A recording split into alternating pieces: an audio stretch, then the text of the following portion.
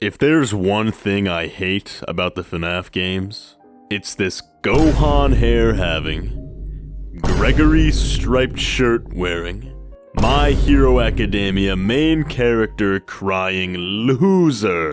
This is FNAF 4's Bite Victim, and nobody knows what's going on with this guy. What scary thing did he see? Dunno. Who or what does he possess? I don't know. Is he a robot kid? No. But as the oh-so-intelligent human species, we have come up with some theories. So let's delve into those now. Prepare for the Sigma, this light we keep repeating, baby God Grizzly, a Sigma. What did he see? We'll speedrun this section because I touched on it a few times in my Who Dies First video. We know from the FNAF 4 minigames that the Bite Victim saw something spooky that causes him to be scared of these animatronics.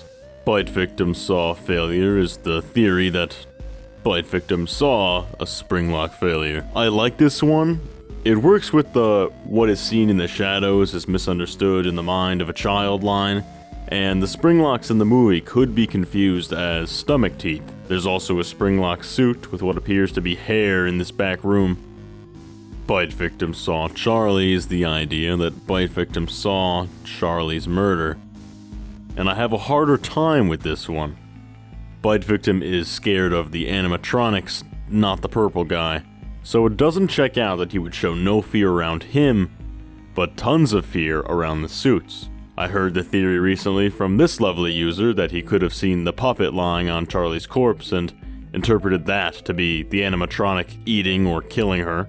This interpretation is clever, and I like it because the environment is certainly shadowy, and that would certainly be a misunderstanding, but the problem is that Scott Cawthon didn't come up with the details of this minigame until much after the fourth game.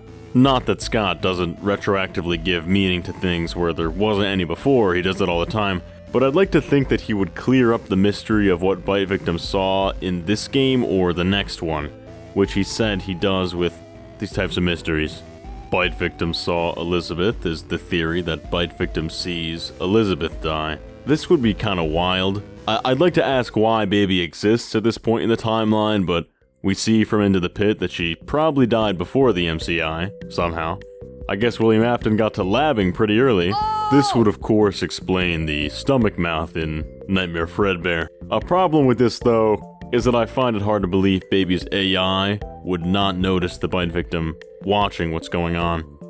Bite Victim saw MCI is the theory that the Bite Victim saw the missing children's incident. This would explain the suit and hair in the back room, the rumors that the animatronics come to life at night, and his fear of the suits, because William used one to kill the MCI kids.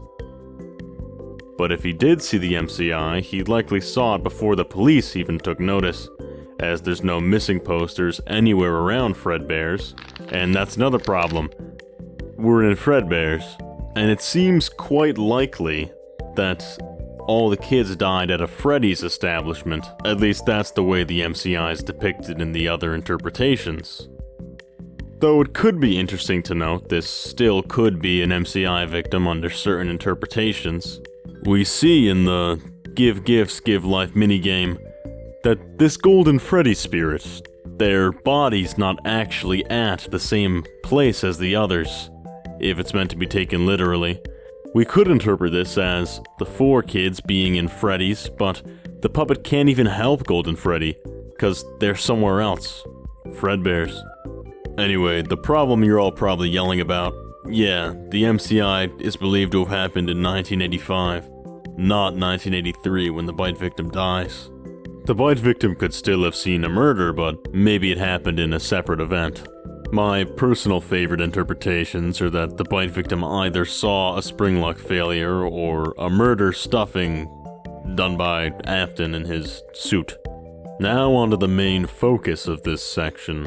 What happens to the Bite Victim after Les Scranch of 87? Fuck, 83. Bite Victim Receiver. This is the theory that the bite victim is the receiver of the party in the Happiest Day minigame. I really like this theory. I think it's cute and I think it's the correct option. But let's get into why and why not that might be the case. The party. In FNAF 4 and the survival logbook, we repeatedly see the message that the party is for the bite victim. And in FNAF 4, we hear that the bite victim is broken. These themes or story elements are mirrored and paid off in this Happiest Day minigame.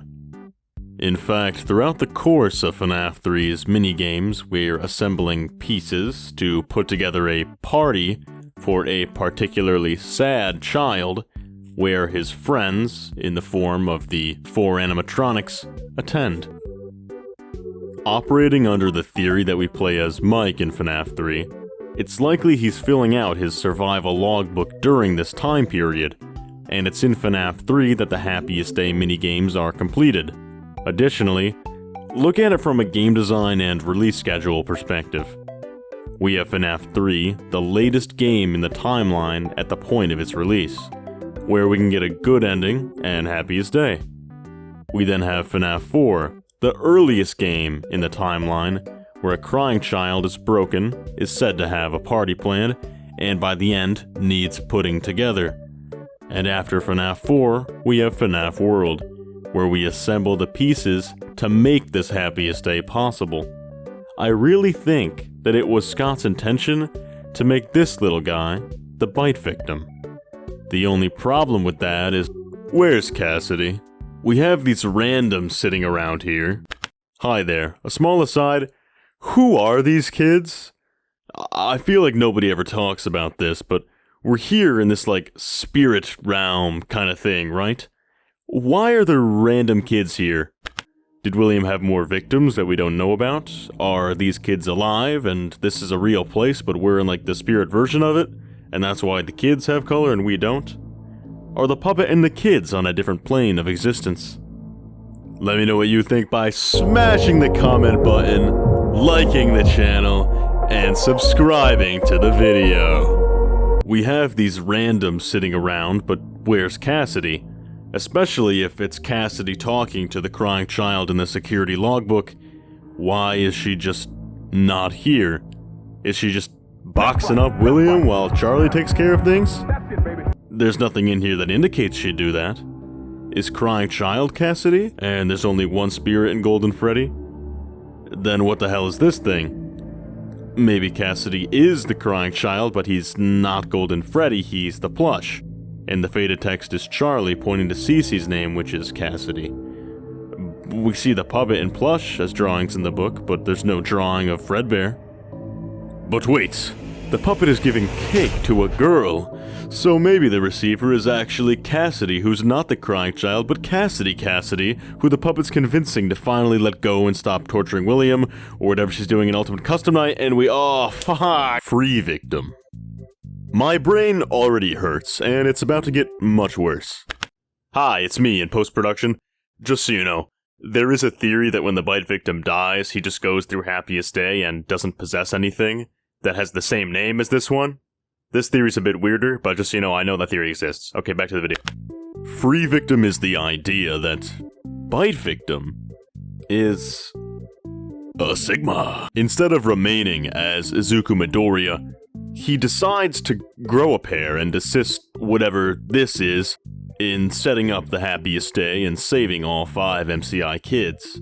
This theory is closely linked with the idea that the Fazbear Frights books are parallels, citing the evidence that in these novels, Jake, who is often seen as a bite victim parallel, because his dad talks to him through a doll, if that's even what's going on here. But anyway, Jake helps out our best pal Andrew to move on and rest in the epilogues. The problem with this theory are most of the things in the game's narrative. We know that the party is for the bite victim, not that he's setting it up. He's characterized as helpless, scared, and we know he can't see, and that he is the one that needs putting together. Every single depiction of the bite victim depicts him this way, and Scott isn't exactly known for his complex character arcs. He's known for MatPat Emperor. Shatter victim. This is a PhD kind of theory. At the moment, I only have a bachelor's degree in FNaF lore, so I'll be referencing small segments from other YouTubers explaining what the hell this is to assist me, and I'll call out when that happens. So, Shatter victim. You know the MCI kids, right? Well, this theory states that the bite victim entered inside of them, dog. Indeed, the bite victim entered inside of them, kind of. User Red Lunatico points to the FNaF 3 minigames that go into setting up the Happiest Day. They reference that in each of these minigames, we help out a dead kid, likely from the MCI, and that each of these minigames has a reference to FNaF 4 as well, though these connections seem a bit choppy. In the first one, we have 3 balloon boys meant to correlate with 3 toys. Don't know about that one. There's a crying child. Alright, well that one's pretty hard to ignore. There are 5 cupcakes to link to the 5 plushies. And in stage 01, there's the Fredbear suits and the kid alone in this room. Alright, I can get behind that one as well. The problem I have though are the 3 balloon boys and the 5 cupcakes. I think that's a bit of a stretch. Essentially, the idea seems to be that the bite victim has intertwined his memories with the memories or souls of the MCI kids. How? No idea. The idea that the MCI kids were his friends is actually kinda compelling. He says that the plushies are his friends, and he's sad all the time. Maybe he witnessed his friends getting schmixed. Of course, if the bite victim does die in 1983, and his friends don't die until 1985, how does he attach his soul to theirs? Unless we're arguing that the MCI kids were these old kids from the minigames, where they kill his ass. But I don't think so. There's a theory that some of these kids are the MCI kids. But I don't know, he doesn't seem particularly attached to them. They just kinda talk in passing dialogue. If we were shown that these kids were good friends, then I could understand this theory a bit more. I'll play this clip from Demuted that I think sums it up pretty nicely.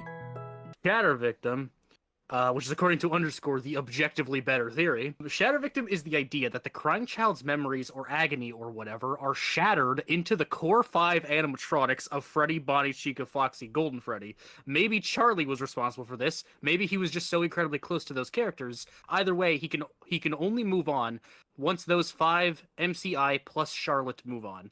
Happiest Day frees the MCI, but in doing so, puts him back together. Because to put his memories back together is to put Happiest Day together.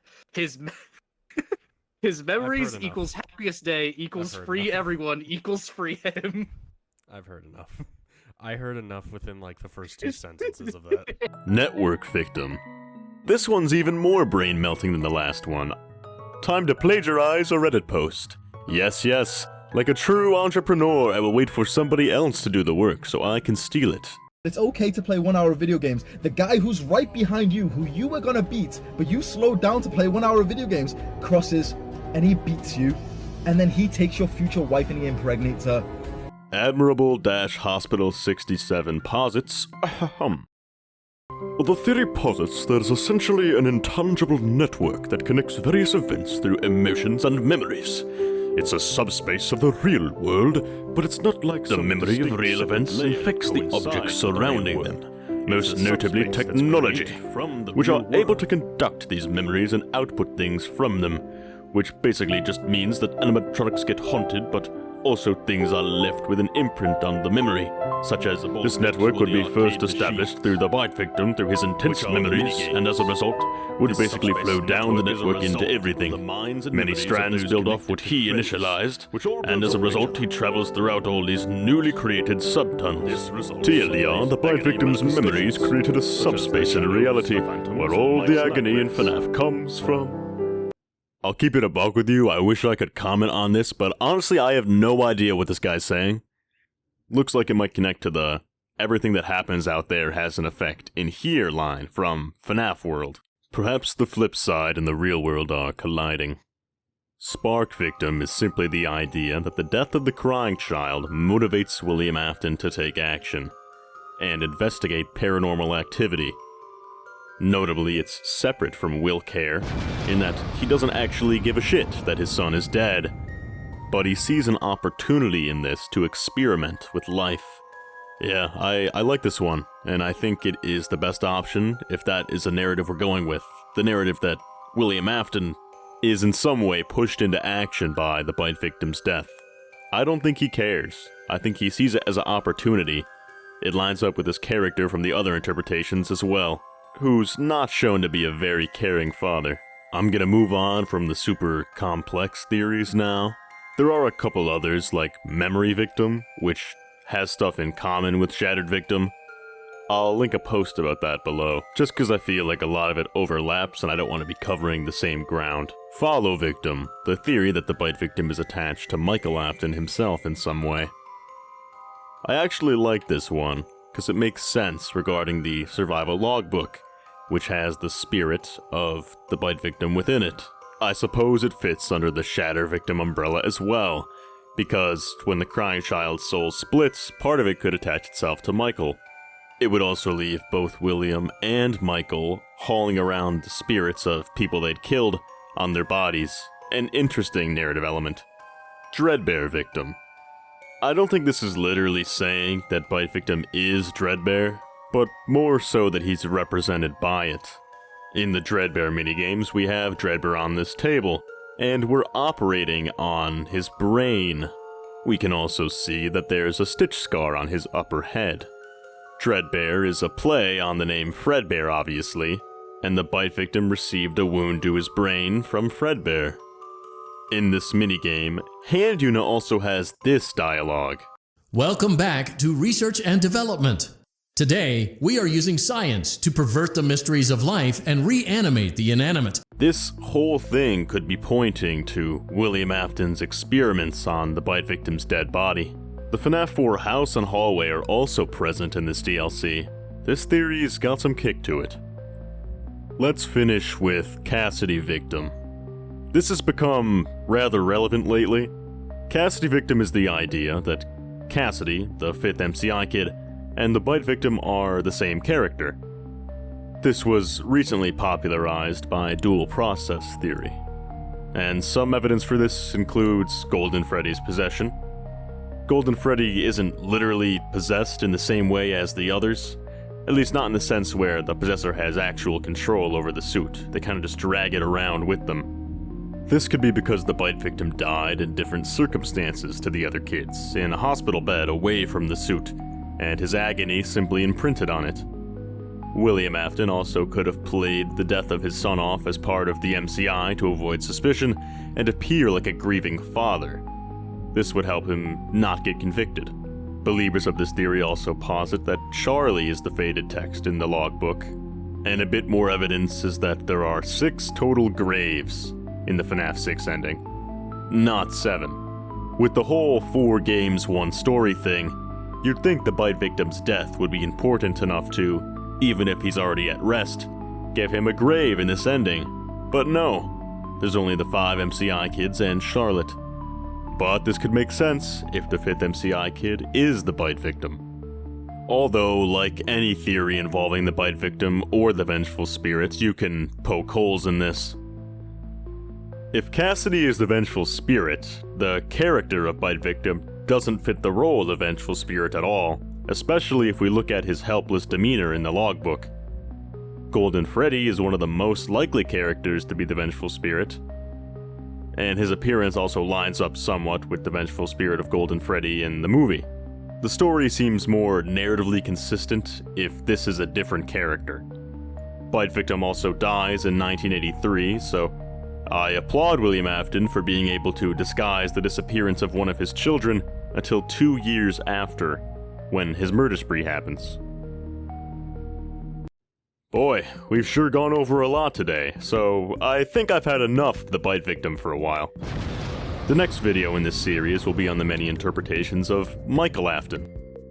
This one's kind of exciting, because we have an actual character with dialogue to cover, albeit a single speech. If you enjoyed the video, you should subscribe and stick around for the rest of the series. These videos release bi-weekly on Thursdays. If you want to support the channel further, I just made a gig on Fiverr where I do affordable narration for different projects, and recently started a Twitter account. So pay a visit to one of those.